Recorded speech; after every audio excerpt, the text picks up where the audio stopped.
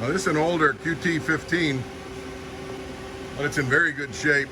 The only problem is we had let it off for a while and the batteries went out. We just replaced the batteries, and so got to run through the initialization procedure.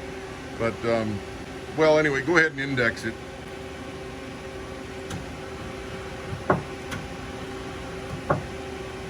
Yeah, we can't start the spindle, but the thing holds size very well.